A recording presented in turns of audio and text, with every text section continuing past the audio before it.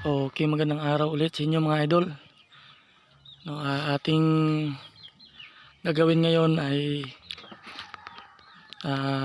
titingnan natin yung specs at saka preview nitong D100 Bluetooth board amplifier. No, itong mini video key mga idol, matagal ito sa akin, nasa 2 taon na. So solid talaga itong Bluetooth amplifier na ito. No, D100. No, ito yung kauna-unahang binili ko noon sa Shopee. So nasa 900 plus pa ito noon, pero ngayon makabili ka na ng nasa 700. No, ito yung kinabit ko sa aking mini video key na kung saan naparintahan ko na rin po ito sa mga resort, no, may mga party. No, at ilang beses ko na rin po ito na pirintahan. Kinabitan ko siya ng DVD, may sumbok, tapos may TV siya maliit. So ayun, sabihin na lang natin nababawi na natin yung halaga nito. So ang kagandahan nito ng mga idol, sulit, no, itong kanyang tunog, napakaganda. So ito yung kanyang input power. 12 volts. So ang kanyang power pala nito mga idol sa DC 12 to 24 volts mga idol. No.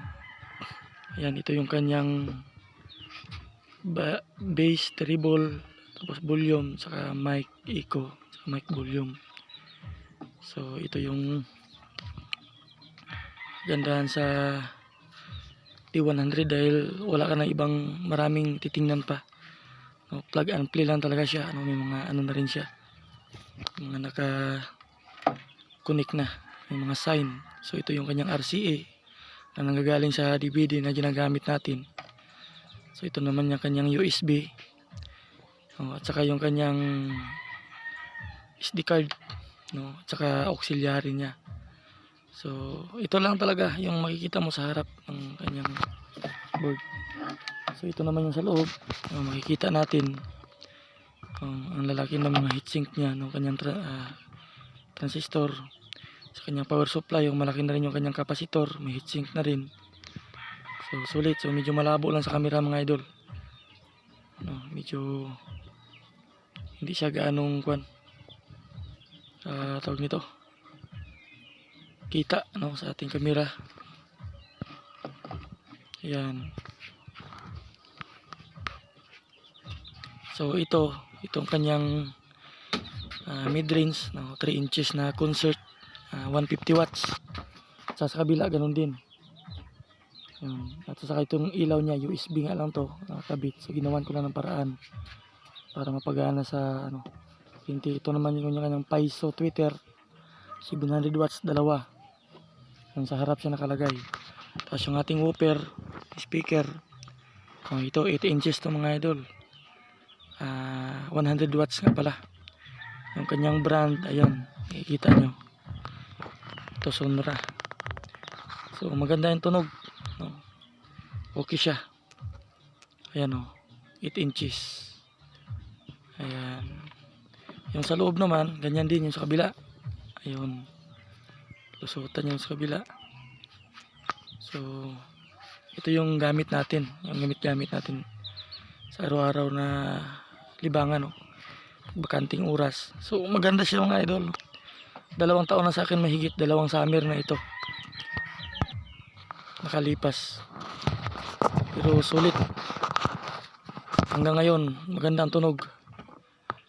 Yan, ikabit na natin. Ito yung kanyang speaker, kabit natin yung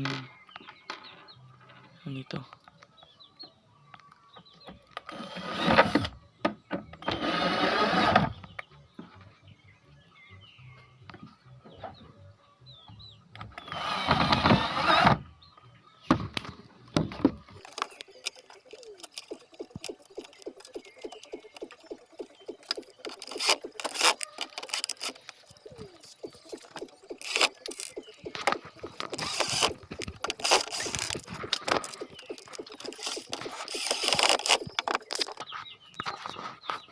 Okay, ito na, nakabit na natin. So Siya nga pala, ito pala yung battery na ginagamit ko mga idol kapag wala tayo sa kuryente, lalo na umaakyat kami sa bundok, walang kuryente. So ito yung ginagamit ko, yung battery sa cordless drill. No, ang ano nito pala, output nasa 21 volts. So yung ating amplifier 12 to 24 volts. Ang kaya ng kanyang DC input. So swak na swak itong 21 volts na lithium battery, no, sa ating cordless drill. No, ang ginagawa natin yung output nanggagaling dito, negative positive dito sa kabila. So ginawa natin, kinunik natin ang wire sa loob, palabas yan ito. Ito yung dulo niya, punta rito. Ayan. So ito naman yung isalpak natin dyan sa kanyang DC input. Ayan. So okay na okay siya, naging rechargeable siya. Line in. FM tenor. Natin yung kanyang sound. Ayun. Yan idol, mahirap makasagap ng signal yung ating FM dahil yung antenna niya maikli, no? Kailangan itaas. So i-connect natin yan sa Bluetooth para maganda yung sound. Dito tayo kay maganda yung sound sa cellphone, malinaw. Is ready to Ito, help. para The mapagkinggan Bluetooth natin maayos. device is connected successfully.